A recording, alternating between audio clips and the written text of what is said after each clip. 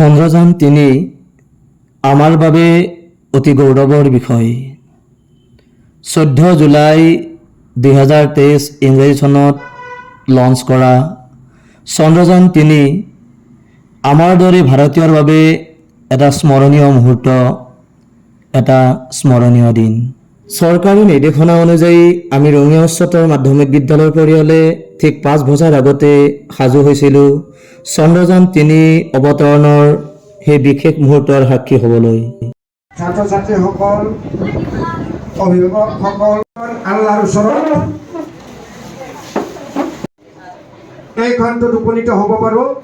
প্ৰত্যেকে মৌনভাৱে প্ৰকৃততে ভগৱানৰ ওচৰত 30 ছেকেণ্ড সময় প্ৰাৰ্থনা কৰাৰ আৰম্ভ কৰাৰ কাৰণে মই আহ্বান জনাইছোঁ।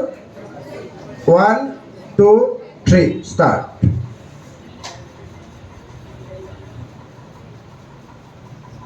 সম্পূৰ্ণ মৌনতা অৱলম্বন কৰি এই অনুষ্ঠানটো আমি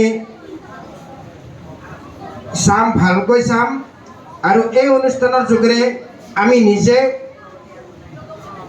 এই অৱস্থালৈকে যোৱাৰ বাবে নিজকে নিজৰ মনতে পণ তৈয়াৰ কৰি ল'ম, যাতে এদিন আমিও এনেকুৱা কামত ব্ৰতী হৈ আমাৰ দেশৰ, আমাৰ সমাজখনৰ, বিশেষকৈ আমাৰ স্কুলখনে যাতে সেই মুহূৰ্তলৈকে, সেই অৱস্থালৈকে যাব পাৰোঁ। তাৰ কাৰণে আজি আমি প্ৰত্যেকে মোৰ ফালৰ পৰা শ্ৰদ্ধা আৰু ভক্তি ভৰা নিবেদন, লগতে ভগৱানৰ ওচৰত আমি আশীৰ্বাদ বিচাৰিছোঁ। ভগৱানে যাতে আমাৰ এই ক্ষেত্ৰত ৰঙিয়া উচ্চতৰ মাধ্যমিক বিদ্যালয়লৈকে আগবঢ়াই নিয়াৰ কাৰণে, সেই অৱস্থালৈকে আগবঢ়াই নিয়াৰ কাৰণে ভগৱানে আমাক দিয়ে, অনুপ্ৰেৰণা দিয়ে। ধন্যবাদ দি আমাৰ অনুষ্ঠান আৰম্ভ চাগে হ'ব 5:15 লগে লগে, চাগে 5:15 হ'ব। 5:15 পৰা আমি প্ৰত্যেক শিশুকে মৌনভাৱে, যিমান পাৰি মৌনভাৱে। সময় তেতিয়া 5:15 গৈছিল আৰু আমাৰ প্ৰজেক্টৰৰ পৰ্দাত দেখা পোৱা গৈছিল ইছৰো আৰু চন্দ্ৰযান-3 লগত জড়িত সেই মহামানৱসকল। লগে লগে আমাৰ ইচ্ছুকতা বাঢ়ি গৈছিল আৰু ছাত্ৰ ছাত্ৰীসকলো শান্ত হৈ পৰিছিল। কেনেকৈ লেণ্ডাৰ বিক্ৰমে অৱতৰণ কৰে চাবলৈ তেওঁলোকৰ হেঁপাহ জাগি উঠিছিল।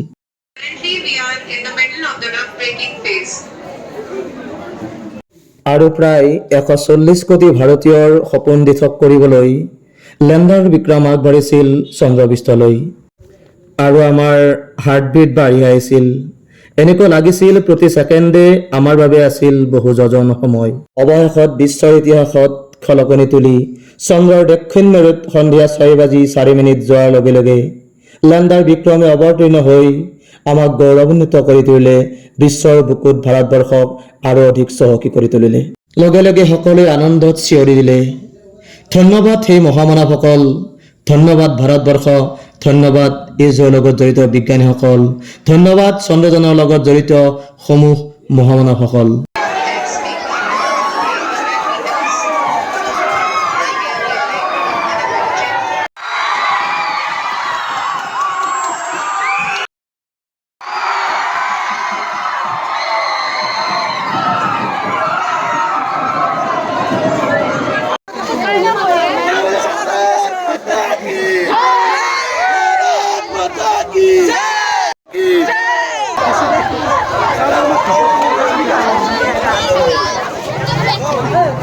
আমি আমাৰ বিদ্যালয়ৰ সকলো ছাত্ৰ ছাত্ৰী আৰু শিক্ষকৰো লগ লাগি চন্দ্ৰযান-3 লেণ্ডিং কৰাৰ যিটো বিৰল মুহূৰ্ত আমি উপভোগ কৰিলোঁ।